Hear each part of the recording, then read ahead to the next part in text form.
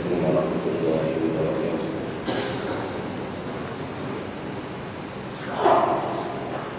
الحمد لله رب العالمين،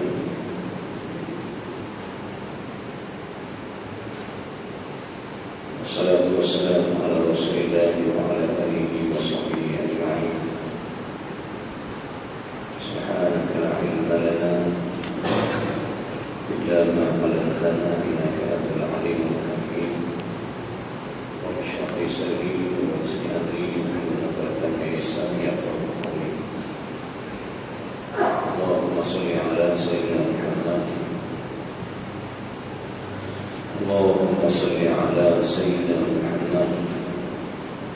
اللهم صل على سيدنا محمد وعلى آله وصحبه أجمعين. أما بعد، الحمد لله. Kita puji bagi Allah Subhanahu wa Ta'ala yang masih menghidupkan kita lagi. Terpuji bagi Allah Subhanahu wa Ta'ala yang masih memberikan kita nyawa dan nafas.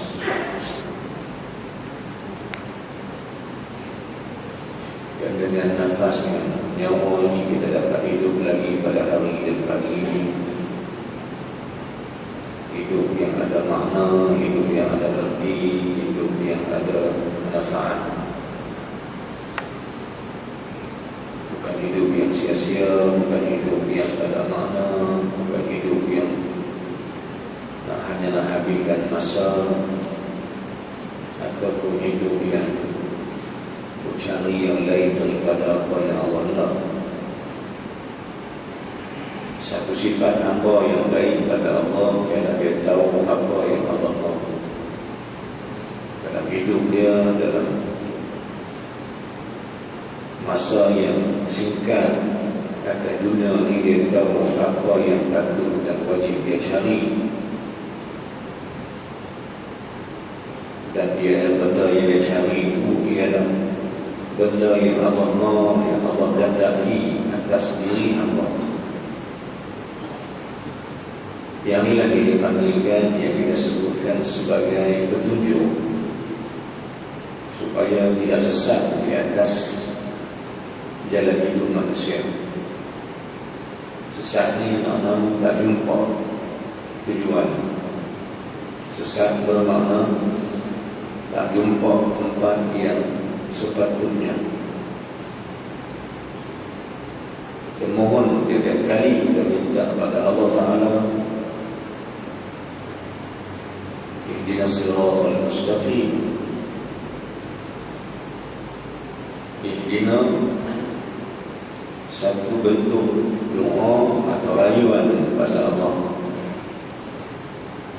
Tak tahulah sama ada orang solat itu, dia bila mana dia kata ihdina itu, apa dia kata kepada Allah. Kita solat tadi, kita dengar imam baca Fatihah, dan kita pun balai pula baca-baca apa itu. Apa yang ada dan maksud yang kita lafazkan itu, apa benda yang kita kata pada Allah Ta'ala bila kita kata ihdinas siratal mustaqim. Apa yang kita kata, apa yang kita minta daripada Allah. Karena sebelum itu ialah iyyaka na'budu wa iyyaka nasta'in. Engkau yang kami sembah dan engkau kami minta tolong dan merayu sesuatu dengan harapan. Lepas itu boleh kita kata ihdinas siratal mustaqim, tunjukkan kami siratal mustaqim, jalan-jalan yang lurus. Kalau ikut tafsir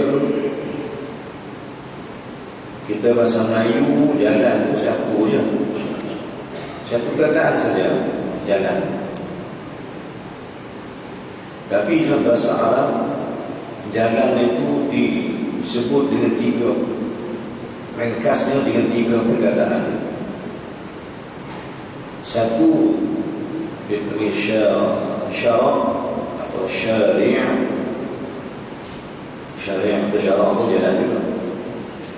Kita pergi, contohnya kita pergi ke Mekah ke, kita pergi ke Madinah ke, kita pergi ke Arab ke, jalan-jalan itu, jalan-jalan yang ada di sekitar bandar itu disebutkan sebagai syariah jalan. Contohnya kita kata jalan ni, jalan makan nasi kita. Jalan ni bagi jalan apa? Kalau di depan di situ kita pakai plastik, kita kono lepas daripada perumahan segi depan kita ni masuk sampai Melabakkan itu dia pergi jalan maju. Ya, jalan maju. Kalau bahasa Arab pergi syariah maju. Jalan. Ini jalan dia pergi beda apa? Tak nama. Tak nama. Bubur beda. Jalan ajak som. Jadi pergi syariah ajak som. Syarak atau syariah. Satu. Yang keduanya juga bahasa Arab panggil sebagai tariq.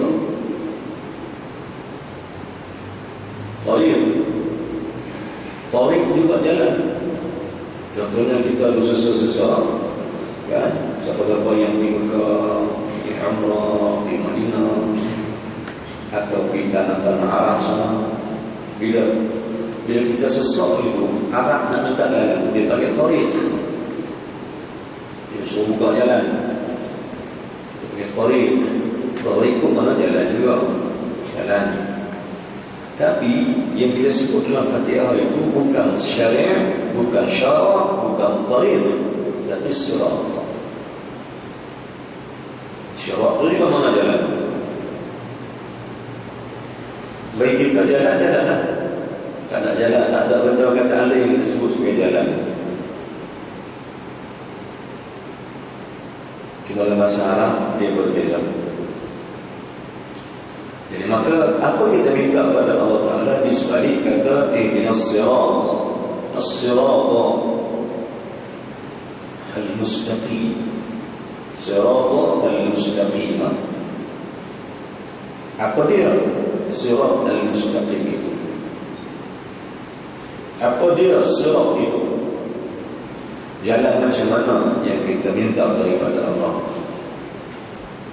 Jangan sampai kita lafazkan perkataan itu kita berkata kita minta Allah. Itu bahaya lah. Orang tanya, ayah minta Allah, minta Allah, minta Allah, minta Allah, minta Allah, kita dah balik.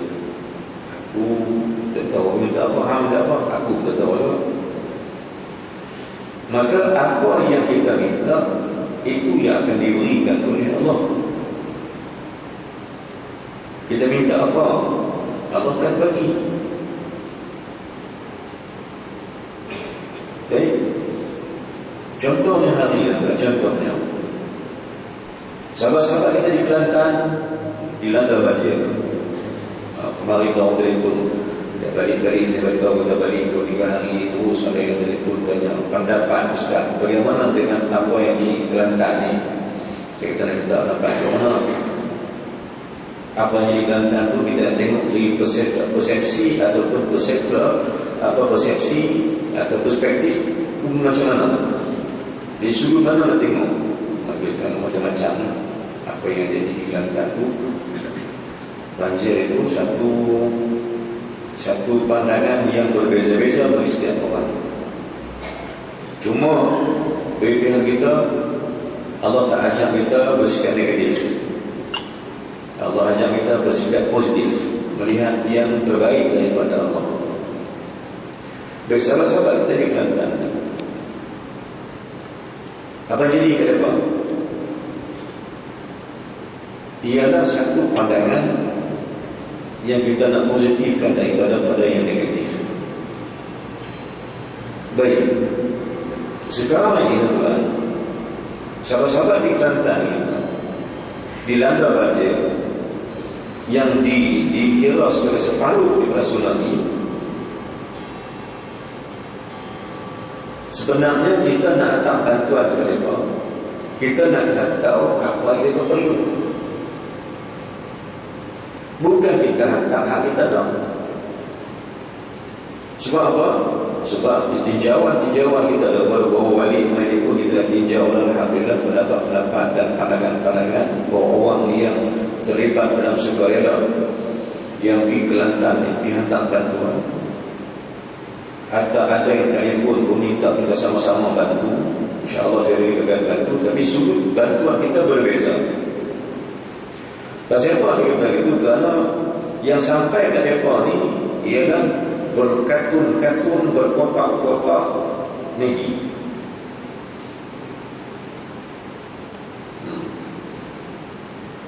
Lepas itu sampai apa lagi? Baju. Yang tu yang banyaknya baju dan Maggi, baju dan Maggi, baju dan Maggi. Banyaknya tu baik. Bila banyak sangat yang tu, adakah dia keperluan?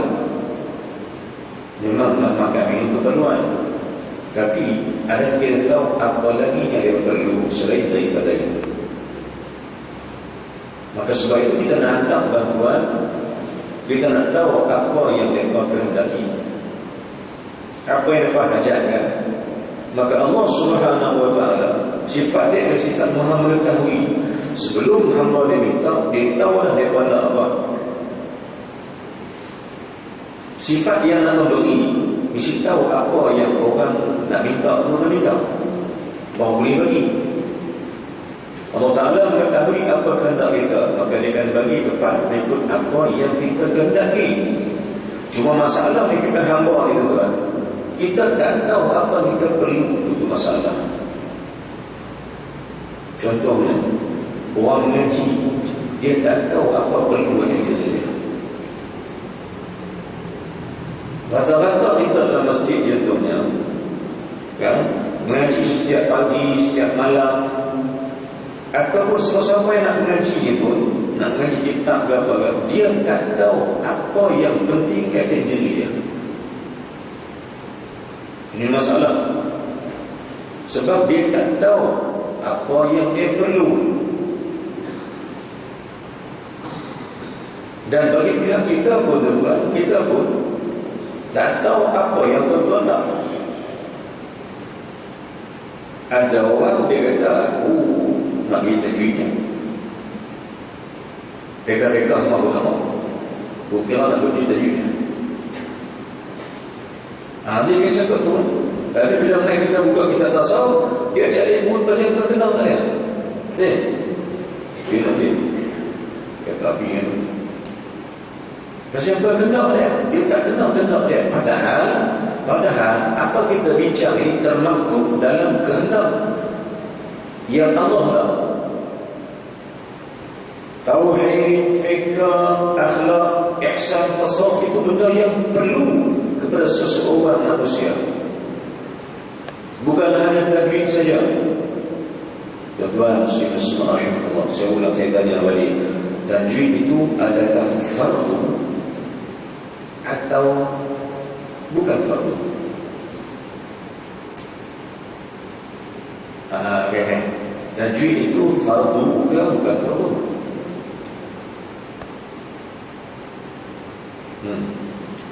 Tajwid ni fardu tak? Ngaji tajwid ni fardu tak? Di mana lagi? Ada kawan Assalamualaikum. Ada. Tajwid fardu tak? Kalau kita tajwid ni, tu saya kata ulang balik. Kita nak baca, kita nak tahu apa keperluan untuk kita minta daripada Allah Subhanahu wa ta'ala. Kalau yang minta selesai, kita nak minta apa, kita nak ngaji apa, kita pun tak tahu, jadi kita nak ngaji apa. Maka bila kita tak tahu apa kehendak, kita akan cari benda tu. Contoh orang yang tak tahu, tak mau ke solat, kalau tak mau main masjid solat sebab dia tak tahu apa benda yang wajib dia buat. Padahal jemaah, solat jemaah, naik masjid itu satu benda keperluan yang dituntut atas nama syarak, atas kefarduan diri dia. Dia kena bersama dengan jemaah atas firman Allah Subhanahu wa ta'ala surah Al-Baqarah muka surat yang ke-7. Ayat yang ke-43 Allah kata apa? Wa aqimus salata wa atuz zakata warka'u ma'ar raki'in. Wajib. Dirikan salat dan keluarkan zakat dan rokoklah bersama orang-orang rokok. Termasuk kata ulama, rokok bersama orang rokok hendaklah buka bersama dengan himpunan umat Islam yang berjemaah bersama-sama, mengaji sama-sama, salat sama-sama. Warka'u isyarat, rokok bersama rokok itu maknanya salat jemaah. Salat jemaah bermaksud kena duduk bersama-sama dengan orang lain atas nama jemaah. Firman Allah itu tentukan, itu kefarduan. Baik, maka orang yang nak belajar, yang mencari ilmu, dia kena tahu apa keperluan ini. Seperti saya ulang balik, soalan kita, tajwid ni wajib ngaji ke tak wajib? Nak buat betul satu soalan bagi belum nama kan? Soalan itu tak boleh jawapan. Soalan balik, tajwid wajib tak? Wajib tak? Wajib tak? Tajwid wajib? Tak wajib?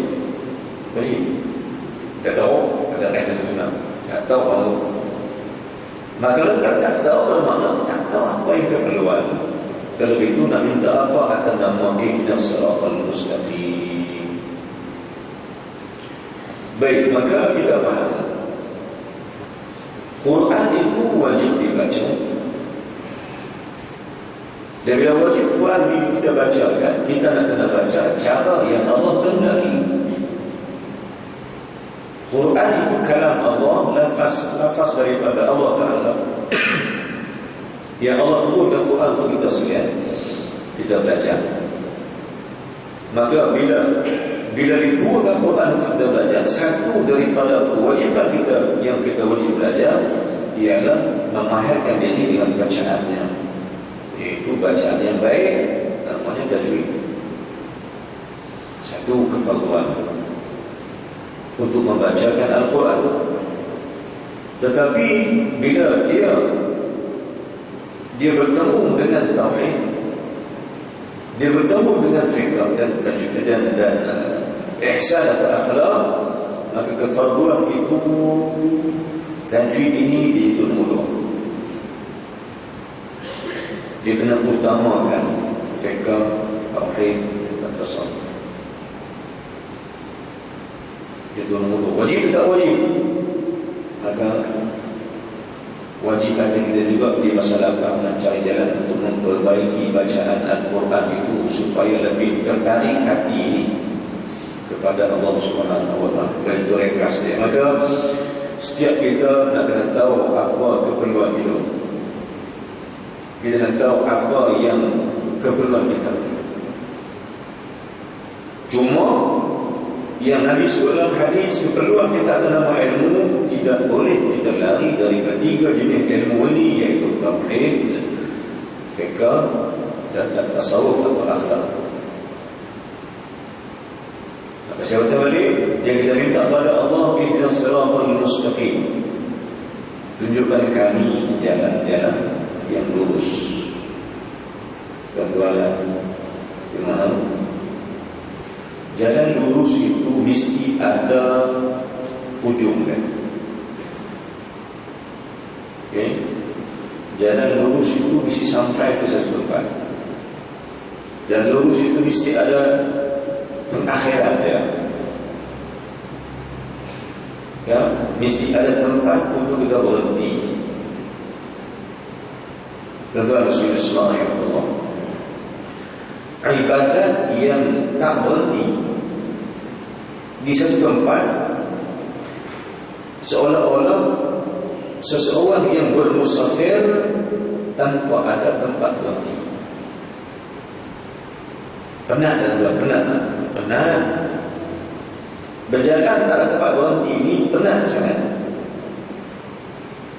Jadi as-sirat al-mustaqim itu kita minta, ya Allah, berikan kami jalan yang lurus. Kalau tak beri ibadat ini jadi penat, kita kena berhentikan ibadat itu di atas jalan lurus itu. Di mana berhentinya jalan lurus itu? Di mana? Di mana kita berhentikan jalan lurus itu? Ini satu persoalan. Allah dia sembunyikan rahsia itu pada diri kita. Saya ulang balik. Tengok. Ihdinas siratal mustaqim. Ya Allah, Engkau tunjukkan kami jalan lurus. Baik. Adakah jalan lurus itu tak ada tempat berhenti? Ada. Mesti ada berhenti. Masalah dia, orang yang membacakan, meminta jalan lurus itu, adakah dia tahu di mana berhentinya jalan lurus itu? Maka kalau tak berhenti, itu masalah. Kalau berhenti di jalan, tak sampai. Dia mesti sampai ke stesen dia. Dia mesti sampai kepada tempat untuk dia berhenti. Motif dia kena ada. Baik, sekarang kita minta apa? Kita minta jalan lurus. Dan bukan kita minta jalan saja, kita nak minta sampai ke destinasi dia atau sampai ke tempat yang kita nak. Sekarang kedua, jalan lurus itu berhentinya di mana? Ni baca Fatihah ni, baca Fatihah. Saya tak mau ambil benda luar ni, benda yang sering, benda yang berlaku dalam kehidupan kita khusus dalam ibadat. Berhenti di mana ke salat ini? Salat kita yang kita salatkan pagi tadi, dia nak berhenti kat siapa? Berhenti di mana? Ada nama apa dia berhenti? Sebab kalau tak berhenti, berhenti. Kan? Musafir dia berhenti. Ni, kau tanya orang pergi umrah, contohnya kan? Pergi umrah. Pergi umrah ada dua jalan. Satu jalan sebelum sampai ke Mekah Madinah, dia pergi melancong tahun lalu. Ada travel, ada jemaah yang suka pergi Mesir dulu, kan, sampai ke Turki dulu, ke Jordan dulu, atau tempat dulu yang boleh dilawati, kan. Ada jemaah pergi Perancis dulu, pergi Mekah. Ada. Itu ada kot. Dia pergi apa, Eiffel Tower dulu kan, dia melancong naik dulu, dia turun pergi Mekah. Ada juga kot. Dia pindah, dia pandu ambil jalan lawatan ke tempat-tempat sejarah Islam, kan, Jordan juga, Mesir. Itu jalan satu. Jalan memang musafir ke Jordan dulu, tak akan Mekah lagi. Baik perasaan dia bila mana kita pergi Jordan dulu, sono dia Jordan ni, sono, tapi tak lama, 3 hari, mungkin 2 hari mereka nak tolak Mekah. Sono di Jordan, sono, tapi masih ada destinasi lagi nak pergi. Pikat jam Mekah pula. Di balik dalam masa 2 minggu ni letih sebenarnya. Perjalanan musafir yang letih kan. Tama-tama tak sampai-sampai lagi. Dia tahu. Sampai KL tak sampai Mekah lagi, letih tu. Masih dalam perjalanan. Jadi orang yang nak berjalan, dia mesti berhentikan dia di satu tempat supaya dia tak berada dalam keletihan. Ibadat yang tak tahu berhenti di mana, ibadat yang dalam keletihan, tak tahu nak berhenti di mana, letih. Di mana? Letih juga. Ibadat tak tahu berhenti di mana. Dia macam musafir yang tak tahu berhenti. Sebab itu orang tak biasa pergi, dia bertanya kita, Ustaz sampai pergi Mekah? Tak lagi. Bila nak sampai? 2 hari kita sampai. Lama. Daripada Madinah ke Mekah sama juga. 6 jam lepas ni dia bertanya ni, Ustaz sampai lagi? Tak lagi. Sampai lagi? Tak lagi.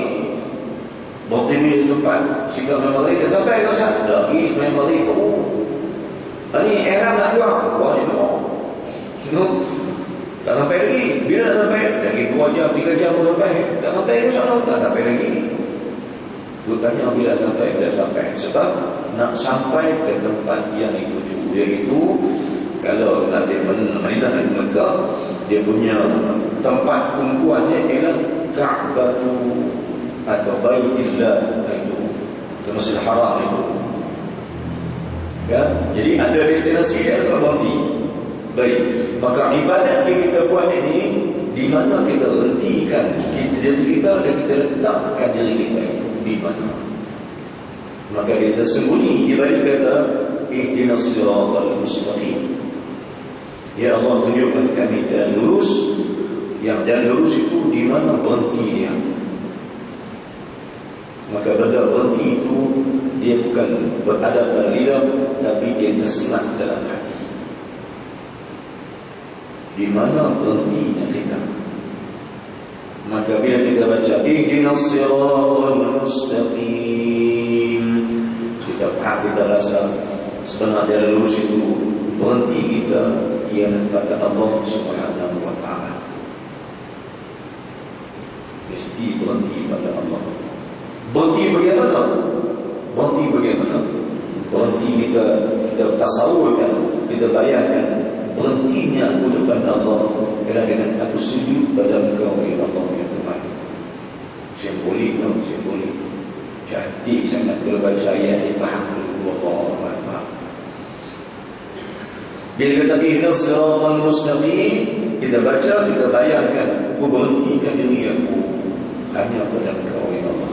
Sebab sebelum itu kita kata inna salati wa nusuki wa mahyaya wa mamati. Mamati bermaksud matinya aku, berhentinya diri aku atas nama kematian itu bagi Engkau ya Allah. Lillahi rabbil alamin. Maka ayat Fatihah juga disebutkan ihdinas siratal mustaqim, bermaksud ya Allah, tunjukkan aku jalan lurus dan aku berhenti di hadapan Engkau. Jadi supaya tak tergantung perjalanan itu di mana-mana.